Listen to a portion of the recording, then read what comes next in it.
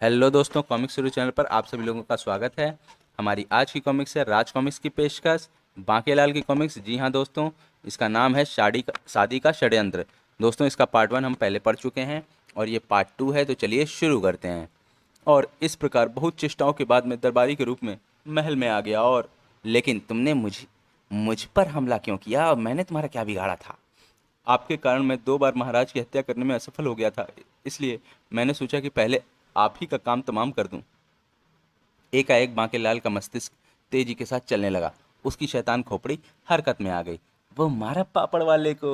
अगर मैं किसी तरह कुछ ऐसा चक्कर चला दूं कि राजा विक्रम सिंह की बारात तो जाए ले किसी अन्य राज्य में, और बेचारा चंदन सिंह बारात के स्वागत की तैयारी ही करता रह जाए, बस बन गया काम।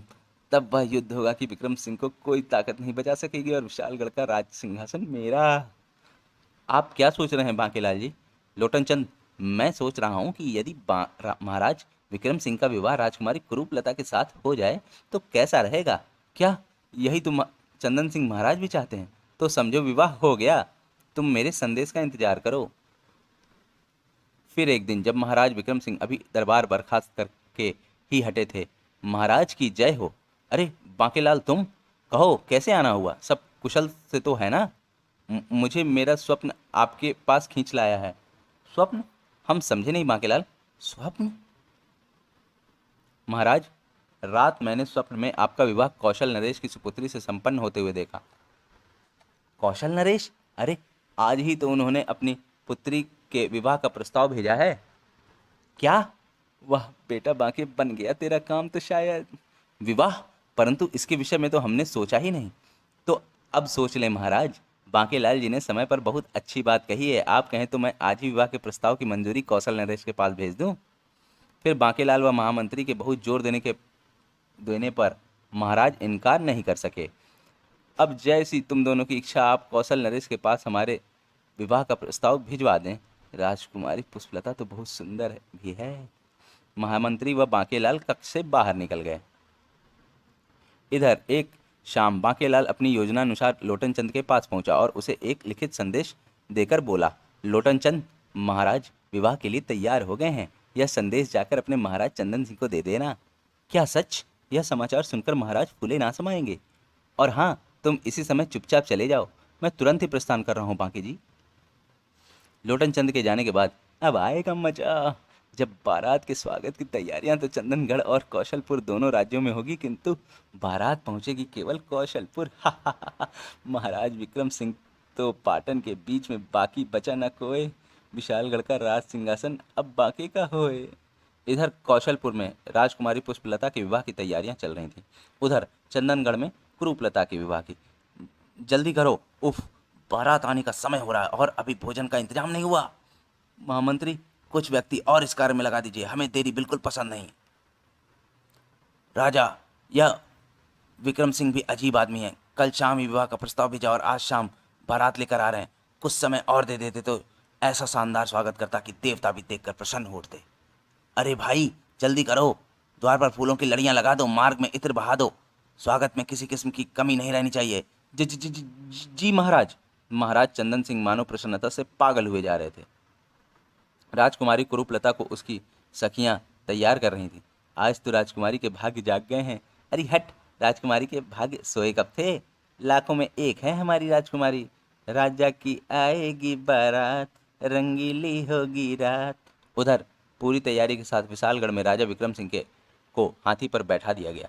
प्रस्थान करो महाराज विक्रम सिंह जिंदाबाद। और नाचती गाती बारात कौशलपुर की ओर चल पड़ी। कुछ दूर चलने के बाद, मुझे बीमारी का बहाना बनाकर यहीं ठहरना है, भला युद्ध के मैदान में जाकर मरना है क्या? वाह, सब कितने प्रसन्न दिखाई पड़ रहे हैं। कुछ दूर पहुंचते ही बांकेलाल एकाएक त्योराकर जमीन पर गिर पड़ा। अरे बांकेलाल जी को क्या हुआ?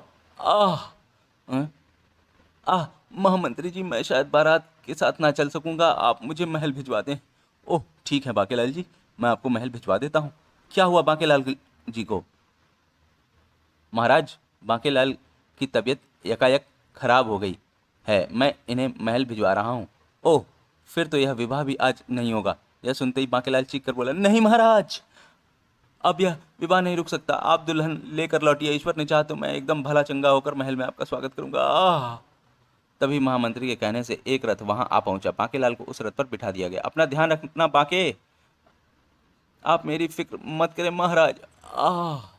रथ उसे लेकर वापस महल की ओर चल पड़ा। शुक्र है जान बची। केवल मैं ही जानता हूं कि कौशलपुर युद्ध स्थल बनने वाला है। ऐसे में वहां जाना मौत को दावत देना था। इधर चंदनगढ़ में काफी इंतजार करने के बाद भी राजा विक्रम सिंह बारात लेकर नहीं पहुंचे। तो अब तो लग्न का मुहूर्त भी निकला जा रहा है। लोटन चंद, तुम जाकर मालूम करो कि बारात अभी तक क्यों नहीं पहुंची। जी महाराज, मैं अभी पता करता हूँ। लोटन चंद एक तेज तर्रार घोड़े पर सवार होकर विशालगढ़ की ओर चल पड़ा, किंतु अभी वह आधे रास्ते में पहुंचा था कि अरे, यह तो महाराज विक्रम सिंह की बारात है, मगर यह तो कौशलपुर जा रही है। आखिर माजरा क्या है? उसने निकट से गुजरते एक बाराती से पूछा, क्यों भाई, यह बारात क्या चंदनगढ़ नहीं जा रही? चंदनगढ़? अरे भले मानस, राजा विक्रम सिंह की बारात तो कौशलपुर जा रही है। महाराज का विवाह राजकुमारी पुष्पलता से होने वाला है। इतना सुनते ही लोटन चंद के सीने पर सांप लौटने लगे। इसका मतलब हमारे साथ धोखा हुआ है। मैं अभी महाराज चंदन सिंह को सारी स्थिति से अवगत कराता हूँ। फिर राजा विक्रम सिंह के साथ कौशलपुर को भी मिट्टी में मिला देंगे और फिर चंदन सिंह के महल में क्या विक्रम सिंह की ये जुर्रत, हम उसे नेस्त नाबूद कर देंगे। सेनापति! जी महाराज, आज्ञा कीजिए। अपनी सारी सेना एकत्रित कीजिए, हम अपनी बेटी के लिए वर छीन कर लाएंगे। जो आ गया महाराज। किंतु महाराज, इस सब में बहुत समय नष्ट हो जाएगा। लग्न का मुहूर्त निकल गया है तो फिर यह विवाह 5 वर्षों तक नहीं हो सकेगा। क्या? मेरी किस्मत में भगवान ने शायद यह दिन देखना नहीं लिखा। राजा क्रोध में चिल्लाया, लग्न का मुहूर्त नहीं निकलेगा। महामंत्री जी, राजकुमारी क्रूपलता हमारे साथ ही चलेगी। उसका ब्याह कौशलपुर में राजा विक्रम सिंह के साथ ही होगा। ठीक है महाराज, मैं अभी सब बंदोबस्त किए देता हूँ। फिर देखते ही देखते राजा चंदन सिंह राजकुमारी क्रूपलता के साथ एक विशाल सेना लेकर कौशलपुर की ओर चल पड़े। राजा विक्रम सिंह, या तो तुझे मेरी बेटी की मांग में सिंदूर बनना होगा, अन्यथा हम तेरे खून से अपने माथे पर तिलक लगाएंगे। कौशलपुर में सारी तैयारियां पूरी हो चुकी थीं। बारात के पहुंचने पर बारात का भव्य स्वागत किया गया। राजा विक्रम सिंह जिंदाबाद, राजा कुशल सेन अमर रहें, जय जयकार से गगन गूंज उठा। विवाह की रस्म अदा होने वाली थी कि तभी समाचार मिला। अशुभ समाचार है महाराज, चंदनगढ़ के राजा चंदन सिंह ने कौशलपुर पर चढ़ाई कर दी है। वह अपनी विशाल सेना के साथ इधर ही आ रहे हैं महाराज। क्या? इस शुभ अवसर पर ऐसा अशुभ समाचार? यह तो बहुत बुरा हुआ। अब क्या होगा विक्रम सिंह जी? युद्ध की तैयारी में तो बहुत समय लग जाएगा और तब तक शायद, काश मेरा बांकेलाल यहाँ होता तो अवश्य ही समस्या का कोई उपाय सोच लेता। आप क्या सोच रहे हैं विक्रम सिंह जी? हम सोच रहे हैं महाराज कि कौशलपुर की इज्जत अब हमारी इज्जत है। चंदन सिंह से युद्ध की तैयारी की जाए, हम स्वयं भी युद्ध लड़ने चलेंगे। फिर जितना भी इंतजाम हो सका उतनी ही सेना लेकर राजा कुशल सेन विक्रम सिंह के साथ रणभूमि की ओर चल पड़े। दोनों सेनाएं आमने सामने पहुंच गईं। तभी राजा चंदन सिंह गरज पड़े, राजा विक्रम सिंह धोखेबाज, हमारी बेटी का विवाह प्रस्ताव मंजूर करके और फिर निश्चित समय पर बारात चंदनगढ़ ना लाकर तुमने हमारा ही नहीं बल्कि राजा कुशल सेन का भी अपमान किया है। कुरूपलता से विवाह? कुरूपलता? राजा कुशल सेन, विक्रम सिंह का विवाह राजकुमारी पुष्पलता से नहीं, राजकुमारी क्रूपलता से तय हुआ है। अगर वायदे के मुताबिक यह विवाह ना हुआ तो यहाँ रक्त की नदियां बह जाएंगी।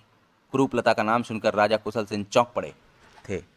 उफ, कहीं यह वह मेरी नन्ही सी क्रूपलता तो नहीं? महाराज सोच क्या रहे हैं? युद्ध का बिगुल बजवा दीजिए। राजा चंदन सिंह को जब अपनी बात का कोई जवाब ना मिला तो उन्होंने चीख कर आदेश दिया, युद्ध, आक्रमण! नहीं, ठहरो। कुशल सेन ने चीख कर कुछ कहना चाहा, परंतु तब तक शोर मचाते सैनिक कुशल सेन की सेना पर टूट पड़े। मजबूरन कुशल सेन की सेना भी युद्ध में शामिल हो गई। मारो मारो, काट डालो, नहीं, यह युद्ध नहीं होगा। महावत, हाथी को राजा चंदन सिंह के हाथी के निकट ले चलो। चंदन सिंह के हाथी के निकट पहुंचकर राजा कुशल सिंह ने चीख कर कहा, राजा चंदन सिंह, अगर आपकी इच्छा युद्ध की हो तो अवश्य युद्ध होगा, किंतु हम केवल 3 प्रश्नों का उत्तर जानना चाहते हैं। क्या आपकी बेटी क्रूपलता की एक टांग नहीं है? क्या उसकी पीठ पर एक कुबड़ है? क्या उसकी दाईं बाजू पर उसका नाम गुदा है? परंतु आप यह सब कैसे जानते हैं? इसका मतलब यह है, मैंने जो कहा सच है। तब तो यह मेरी खोई हुई बेटी है। एक ऋषि के शाप के कारण न केवल इसकी ये गत बनी बल्कि ये हमसे पूरे 18 बरस तक अलग रही।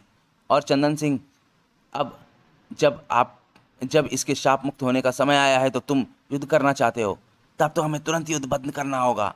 हाँ चंदन सिंह, हमारी बड़ी बेटी कुरूपलता का विवाह राजा विक्रम सिंह के साथ ही होगा, यह हमारा वायदा है। आज से 18 वर्ष पूर्व की बात है। उन दिनों हम अपनी नवविवाहिता पत्नी के साथ रोजाना शिकार खेलने जाया करते थे, लेकिन एक दिन जब हमने एक खरगोश का शिकार करने के लिए तीर छोड़ा, हे भगवान, आह, हे भगवान, लगता है आपका छोड़ा हुआ तीर किसी बालक को लगा है। अरे, यह तो किसी बच्चे की चीख का स्वर है। हमने उधर जाकर देखा तो सचमुच एक बालिका वहां छटपटा रही थी। ओह भगवान, इसकी टांग से तो तीर से लगभग कट ही गई है। अब क्या होगा महाराज? ऋषि कन्या। तभी ऋषि चतुरानंद वहां आ पहुंचे और अपनी बेटी की यह दशा देखकर वो क्रोध से चिल्ला पड़े। दुष्ट, तूने मेरी मासूम बच्ची की यह हालत की है। जा, मैं तुझे शाप देता हूँ। तेरी जुड़वा बेटियों में से एक बेहद कुरूप, लंगड़ी व कुबड़ी होगी और तुझे उसका बिछोह सहना होगा। नहीं महाराज, क्षमा महाराज, हमसे यह भूल अनजाने में हुई है। अपना शाप वापस ले लीजिए मुनिवर। पत्थर से गिरने के कारण तब तक ऋषि कन्या की मृत्यु हो चुकी थी।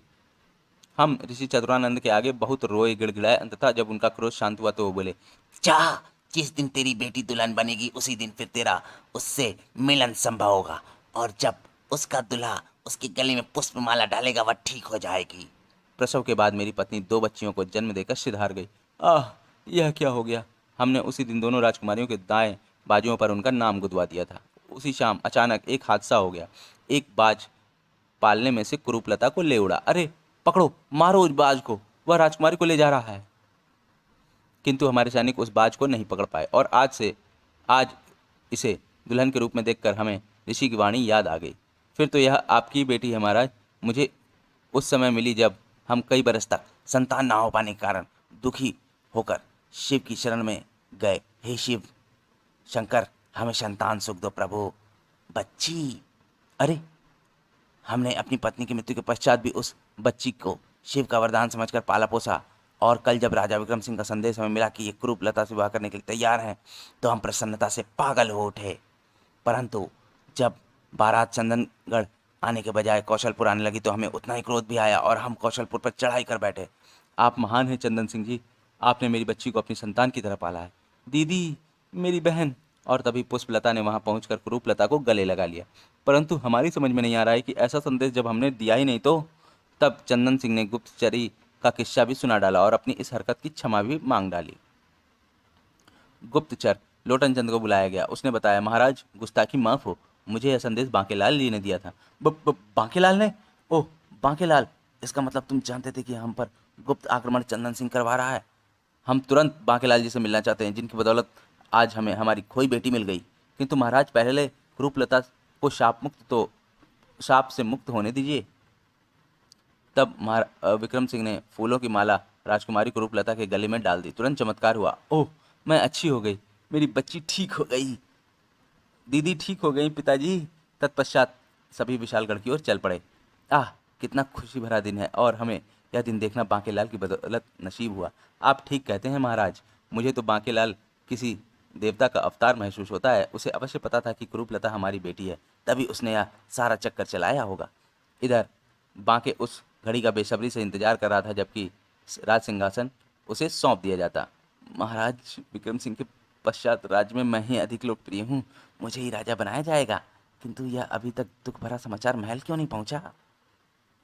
तभी द्वारपाल ने आकर सूचना दी, बांकेलाल जी, चलिए, महाराज डोली लेकर महल आ पहुंचे हैं और वे तुरंत आपसे मिलना चाहते हैं। उनके साथ राजा चंदन सिंह और कुशल सेन भी हैं। क्या? यह सुनते ही बांकेलाल के होश उड़ गए। ये राजा चंदन सिंह और कुशल सेन? लगता है तेरी चालें खुल चुकी हैं बेटा बांके। चलिए बांकेलाल जी।